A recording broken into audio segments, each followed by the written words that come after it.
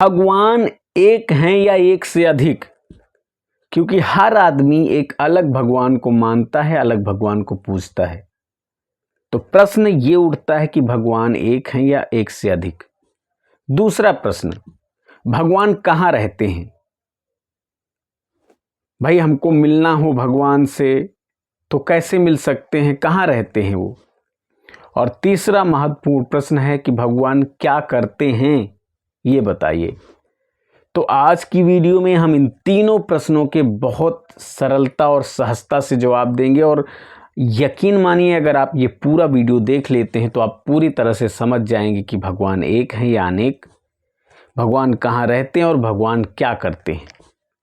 देखिए, ये प्रश्न बहुत महत्वपूर्ण है और लोगों ने भी इस प्रश्न के उत्तर को जानने का प्रयास किया। इसी प्रकार एक राजा थे, उन्होंने भी इस प्रश्न को जानने का पूरा प्रयास किया और उनको इस प्रश्न का सही सटीक उत्तर मिला। तो कैसे मिला और क्या उत्तर है, चलिए जानते हैं। एक राजा थे, उन्होंने अपने राज दरबार में घोषणा की, उनके मन में ये तीनों प्रश्न आए। उन्होंने अपने राज दरबार में घोषणा की कि जितने भी विद्वान हमारे राज दरबार में हैं उनको हमारे राज दरबार में हाजिर किया जाए। तो जितने भी क्षेत्र के विद्वान थे वो सब राजा के दरबार में हाजिर हुए। राजा ने इन तीनों प्रश्नों का जवाब उन विद्वानों से मांगा। विद्वानों ने अपने अपने विवेक के अनुसार, अपने अपने पढ़ी गई विद्या के अनुसार उन तीनों प्रश्नों का जवाब दिया, लेकिन राजा उनके प्रश्नों से संतुष्ट नहीं हुए। अब राजा अंदर ही अंदर परेशान होने लगे, क्योंकि ये एक महत्वपूर्ण प्रश्न है, क्योंकि हर व्यक्ति अलग अलग भगवान को मान रहा है, अलग अलग भगवान को पूज रहा है और कह रहा है कि ये भगवान है मेरे, ये भगवान है मेरे, मेरे ये भगवान, अलग अलग नाम से। तो और कहाँ रहते हैं? इंसान परेशान रहता है, दुखिया, गरीब और लाचार व्यक्ति, रोगी व्यक्ति परेशान रहता है कि भगवान आप मिल जाते हैं तो मैं जो है आप मुझे ये ठीक कर देते, मेरी ये दुख हर लेते, मेरी ये विपदा हर लेते। तो इस तरह से तो इन्हीं सारे प्रश्नों के जवाब, इन्हीं सारी मन में जो समस्याएं हैं उनको लेकर राजा ने सोचा कि मैं इन प्रश्नों के जवाब जरूर ढूंढूंगा। उसने अपने राज्य को अपने मंत्री को सौंप दिया और कहा कि जब तक मैं वापस नहीं आता तब तक राज्य का कार्यभार आप देखिए। और वो जंगल की ओर निकल पड़ा। रास्ते में कुछ दूर जैसे ही गया तो एक घनघोर जंगल आया। जैसे ही जंगल में प्रवेश किया, आगे एक ऋषि उनको दिखे, जो कि बहुत शरीर से पूरी तरह से कमजोर हो चुके थे। ऐसा लग रहा था कि उनकी उम्र कई सौ वर्ष होगा। तो राजा उनके मुखारबिंद, उनके जो है वेशभूषा को देखकर, उनकी स्थिति देखकर प्रभावित हो गए। तो वो उन ऋषि के पास गए। उन्होंने कहा कि महाराज आप यहाँ पर क्या कर रहे हैं? और तो ऋषि जो हैं उन्होंने जवाब दिया कि मैं भगवान की पूजा कर रहा हूँ, जप कर रहा हूँ। तो राजा ने कहा कि कौन से भगवान की? क्योंकि भगवान तो अलग अलग, लोग अलग अलग भगवान की पूजा करते हैं। मैं आपसे एक प्रश्न जानना चाहता हूँ कि आप किस भगवान की पूजा कर रहे हैं? भगवान एक हैं या अनेक? और आप इतने दिन से यहीं बैठे हैं, क्या आपको अभी तक भगवान मिले नहीं? भगवान कहाँ रहते हैं? पूजा ही कर रहे हैं, आपसे मिले नहीं तभी तो आप पूजा कर रहे हैं। और तीसरा प्रश्न ये है कि भगवान क्या करते हैं? आप इतने शरीर से कमज़ोर हो चुके हैं, शरीर आपकी एकदम टूट चुकी है, ऐसा लग रहा है कई वर्षों से तपस्या कर रहे हैं, तो भगवान आपको देख नहीं रहे हैं कि आप क्या करते क्या हैं भगवान आपके? तो राजा ने जब ये प्रश्न ऋषि से पूछे तो ऋषि ने जवाब दिया कि बिल्कुल, बहुत अच्छा प्रश्न है आपका और इन प्रश्नों के जवाब जानना आपको जरूरी भी है, क्योंकि आप राज्य के पालनहार हैं। तो कहें हाँ बिल्कुल बताइए महाराज।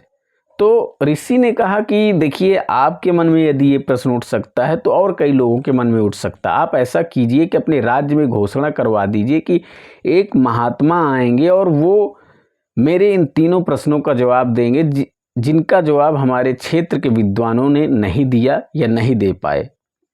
और उस दिन सारे लोगों को इकट्ठा कर लीजिए ताकि उनके भी प्रश्नों का जवाब मिल जाए, वो भी संतुष्ट हो जाएं और ईश्वर पर उनकी आस्था बनी रहे। तो कहा ठीक है महाराज, जैसा आप कहें। तो कहें आप चलिए मेरे साथ। तो राजा ने क्या किया कि ऋषि जो है राजा के साथ चल दिए, मतलब राजा अपने साथ ऋषि को लेकर चल दिए अपने राजमहल की ओर। तो ऋषि ने कहा कि ऐसा कीजिए, आप अपने राज्य के नज़दीक किसी जंगल, किसी जो है बगीचे में मेरा एक कुटिया बनवा दीजिए, क्योंकि मैं राजमहल में नहीं रहता, ना मुझे पसंद है, ना मैं कभी रहा हूँ। मेरी उम्र जब तब में बीत गई है, वही चल रहा है। तो राजा ने कहा ठीक है महाराज, जैसी आपकी इच्छा।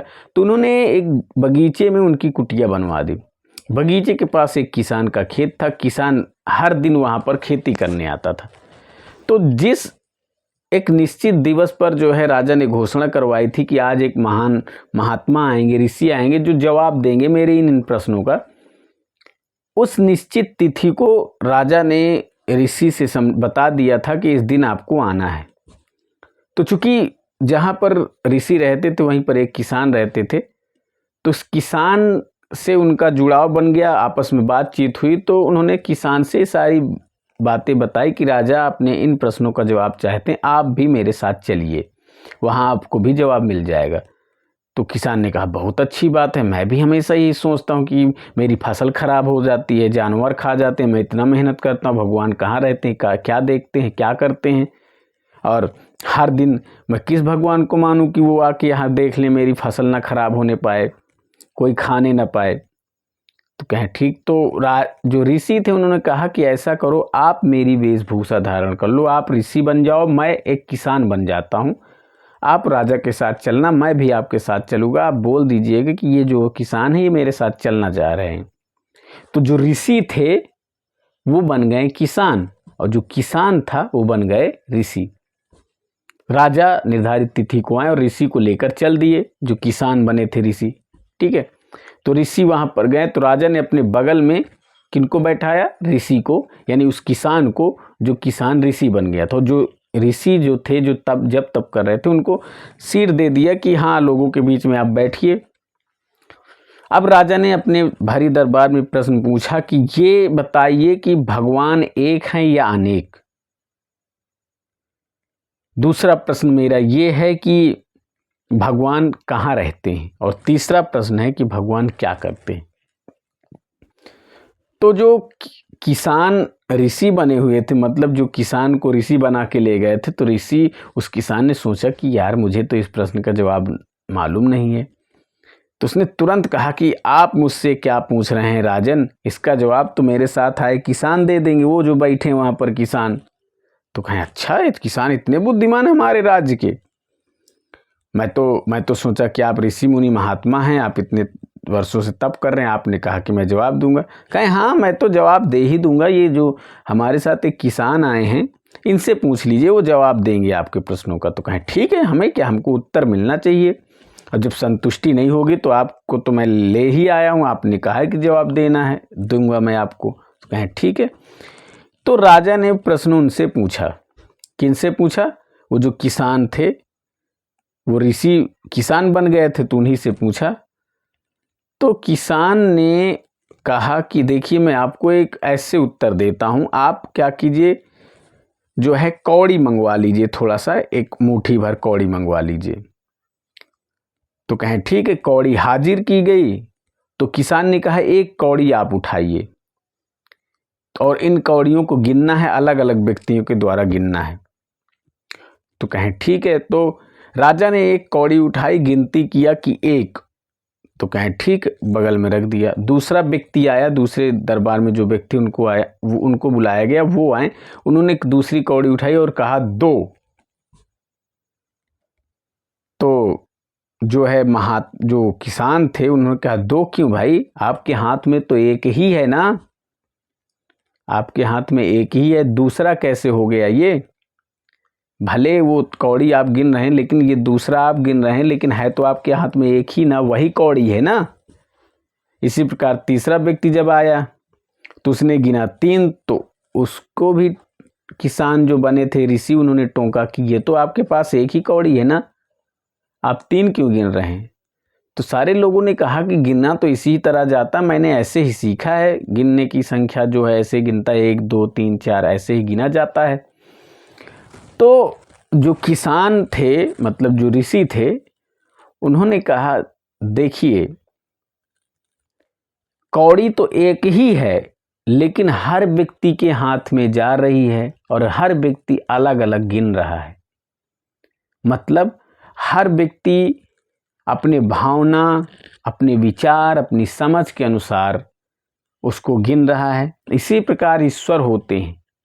भगवान तो एक ही हैं, लेकिन हर व्यक्ति अपनी समझ के अनुसार ईश्वर को समझता है। अपने भाव, अपनी पूजा, अपने जप तप के आधार पर ईश्वर को समझ पाता है, मानता है। इसीलिए हर व्यक्ति अपने विचार, चूँकि हर व्यक्ति का बुद्धि विवेक अलग अलग होता है, उसी के आधार पर वो समझता है कि ईश्वर ये हैं। इसीलिए उनको सबको लगता है कि भगवान अलग अलग हैं, लेकिन भगवान तो एक ही है ना। जिस प्रकार कौड़ी एक है, लेकिन व्यक्ति अलग अलग हैं, तो अपने दिमाग के अनुसार वो समझते हैं। तो राजा बड़ा खुश हुआ, बड़ा प्रश्न। बिल्कुल सही बात है कि भगवान, भाई दिमाग तो सबका अलग अलग है, सोच अलग अलग है, तो वो अपने विचार क्षमता के आधार पर भगवान को समझ पाएगा। तो भगवान एक ही हैं, लेकिन हर व्यक्ति अपने विवेक, अपने ज्ञान, अपनी आस्था, अपनी समझ के अनुसार ईश्वर को समझता है और वैसी ही रूपरेखा तैयार करता है। ये पहले प्रश्न का जवाब हुआ।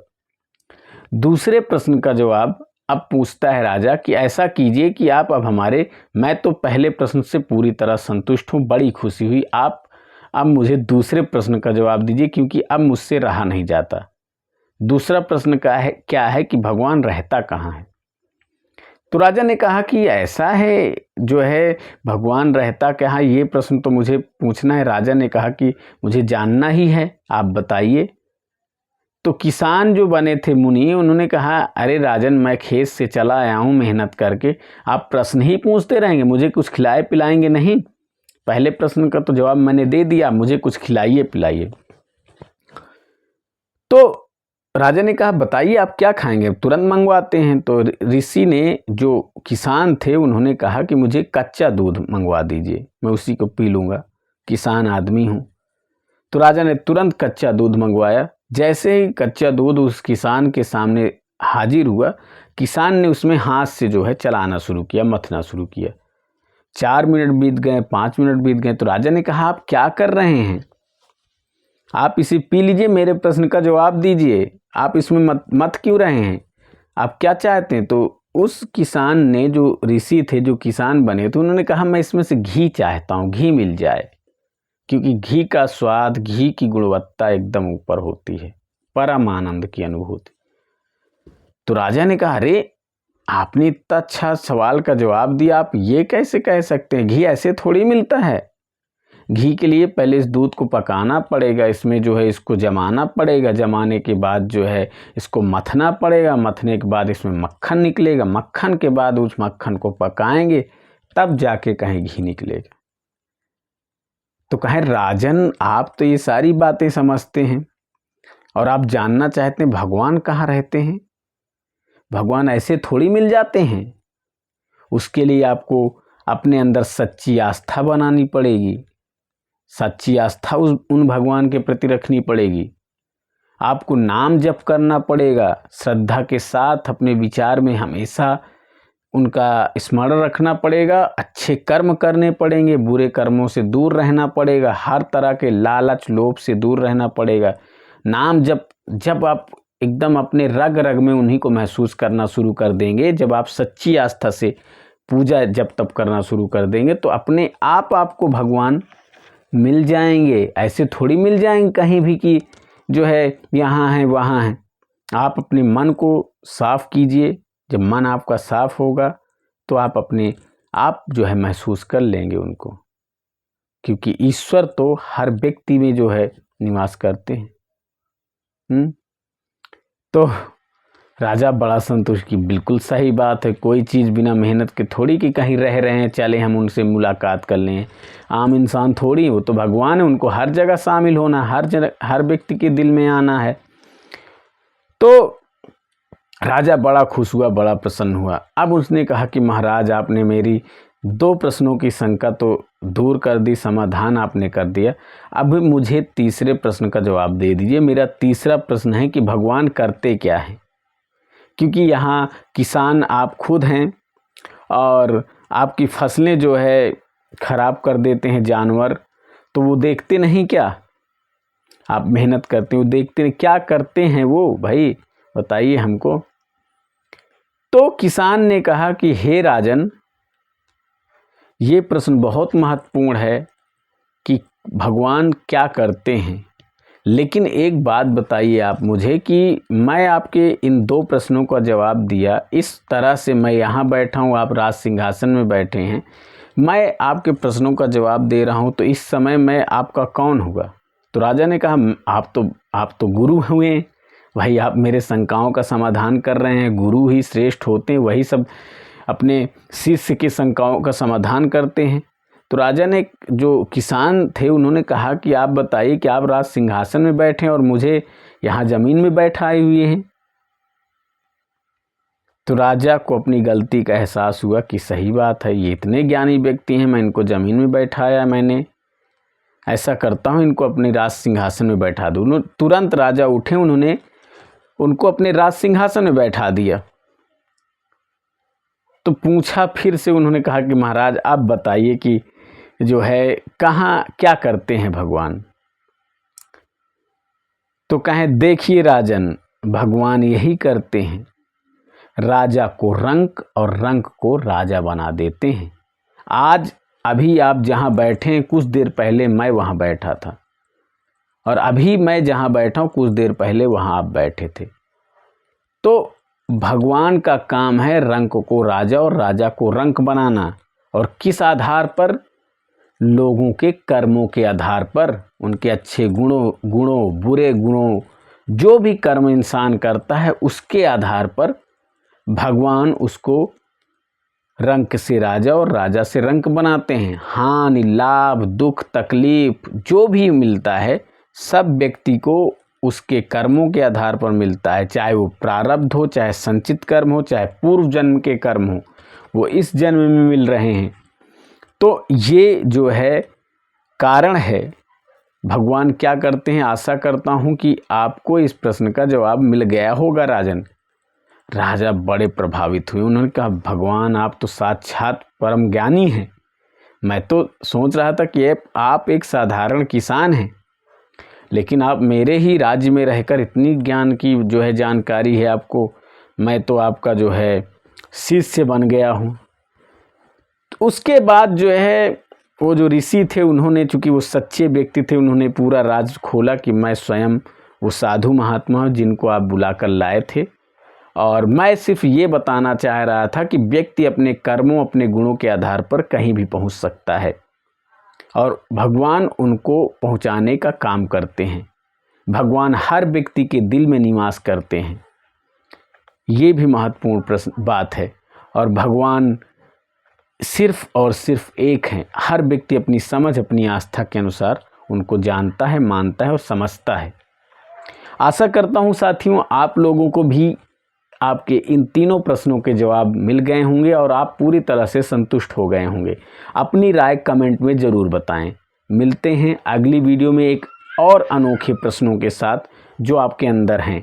अगर आपको भी कोई प्रश्न है तो आप कमेंट सेक्शन में ज़रूर बताएं। आपके मन में अगर कुछ विचार हैं, कोई प्रश्न है तो आप ज़रूर बताएं। धन्यवाद।